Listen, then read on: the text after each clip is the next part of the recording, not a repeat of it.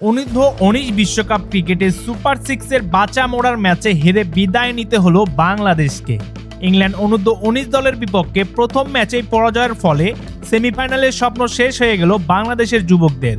চলুন এই নিয়ে বিস্তারিত আরেকটু ভিডিওতে জেনে নেই, তাই ভিডিওটি শেষ অবধি দেখতে থাকুন এবং চ্যানেলটি সাবস্ক্রাইব করে রাখুন। জিম্বাবুয়ের বুলাওয়ের কুইন্স স্পোর্টস ক্লাবে অনুষ্ঠিত এই গুরুত্বপূর্ণ ম্যাচে টসে জিতে ব্যাটিংয়ে নেমে বাংলাদেশ অনূর্ধ্ব-19 দল মাত্র 38.1 ওভারে অল আউট হয়ে যায় 136 রানে। শুরুতেই প্রথম ওভারে জাওয়াদ আবরারের উইকেট হারায় বাংলাদেশ। এরপর ওপেনার রিফাত বেগ ও অধিনায়ক আজিজুল হাকিম মিলে কিছুটা লড়াই গড়ে তোলেন। রিফাত বেগ করেন 31 রান, অধিনায়ক আজিজুল হাকিম করেন 20 রান, আর উইকেট কিপার মোহাম্মদ আবদুল্লাহ করেন 25 রান।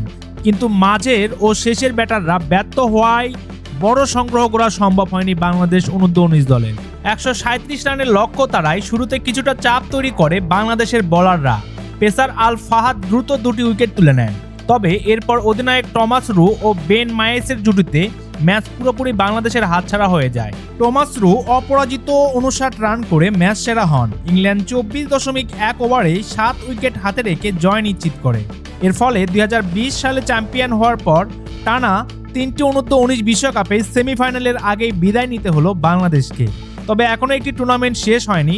আগামী 31শে জুন হারারেতে জিম্বাবুয়ের বিপক্ষে আরও একটি ম্যাচ খেলবে আজিজুল হাকিমের দল। ইংল্যান্ডের কাছে হেরে অনূর্ধ্ব-19 বিশ্বকাপ ক্রিকেট থেকে বিদায় নিল বাংলাদেশ। শেষ হলো আরেকটি বিশ্বকাপ অভিযান। সম্মানিত ভিউয়ার্স, এই ম্যাচ ঘিরে আপনার যদি কোনো মতামত থাকে তাহলে ভিডিওর নিচে কমেন্ট করে জানাবেন। ভিডিওটি শেষ করছি, ভালো লাগলে একটি লাইক দিয়ে আমাদের চ্যানেলটি সাবস্ক্রাইব করে রাখবেন।